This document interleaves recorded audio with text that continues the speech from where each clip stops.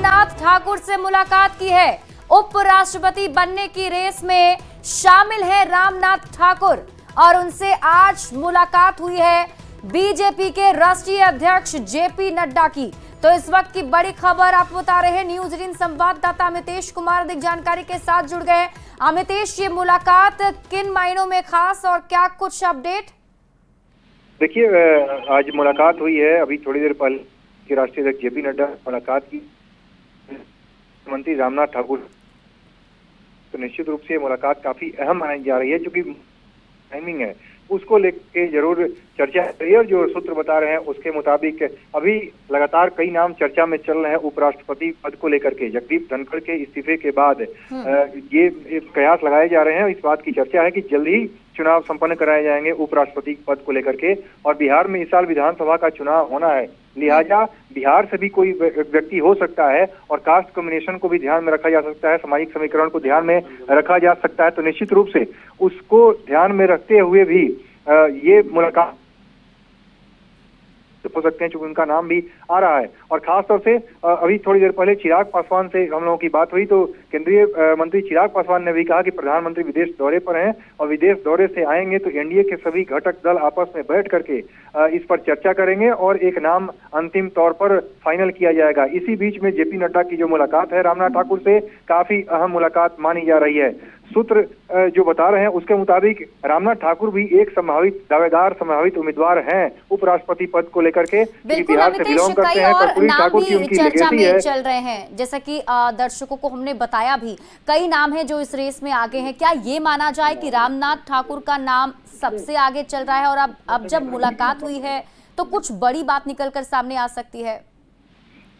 देखिए, निश्चित रूप से कई नाम चल रहे हैं चर्चा में, लेकिन आज जो मुलाकात अहम हुई है, खासतौर से जेपी नड्डा ने चूंकि उनके घर जाकर मुलाकात की है रामनाथ ठाकुर से, और कर्पूरी ठाकुर की एक लिगेसी रही है, भारत रत्न कर्पूरी ठाकुर की लिगेसी रही है, और उनके पुत्र हैं रामनाथ ठाकुर। के तमाम ये चर्चा है और एक प्रबल दावेदार के तौर पर इनका भी नाम लिया जा रहा है। तो निश्चित रूप से आज की मुलाकात काफी अहम है। बिल्कुल अमितेश, और जैसे कि हम बात भी कर रहे हैं, बिहार में विधानसभा के चुनाव हैं और उसके मद्देनजर क्या ये माना जाए कि रामनाथ ठाकुर सबसे आगे हैं और इन पर मुहर भी लग सकती है?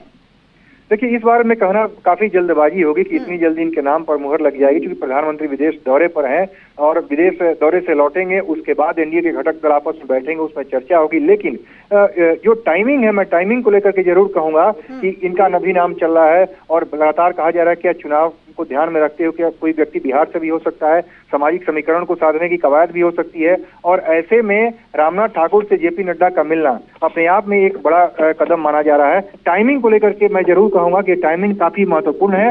जेपी नड्डा की मुलाकात रामनाथ ठाकुर से हुई है, अपने आप में बहुत महत्वपूर्ण मुलाकात मानी जा रही है। अमितेश, और क्या हलचल आपको इस वक्त दिख रहा है, खासतौर पर राजधानी दिल्ली में, क्योंकि अभी मॉनसून सत्र भी चल रहा है और ऐसे में कई बातचीत भी चल रही है? देखिए, निश्चित रूप से एसआईआर के मुद्दे पर संसद में लगातार विपक्ष की तरफ से हमला किया जा रहा है, सरकार को घेरने की कोशिश हो रही है। और इसी बीच में मानसून सत्र के पहले ही दिन जगदीप धनखड़ का जो इस्तीफा हो गया वो अपने आप में काफी अहम हो गया और निश्चित रूप से विपक्ष को हमलावर होने का एक और मौका मिल गया। ऐसे में सरकार की तरफ से पूरी कवायद की जा रही है कि डैमेज कंट्रोल कैसे किया जाए। अब नए उपराष्ट्रपति का चुनाव होगा और ऐसे में बहुत सारे नामों पर विचार हो रहा है।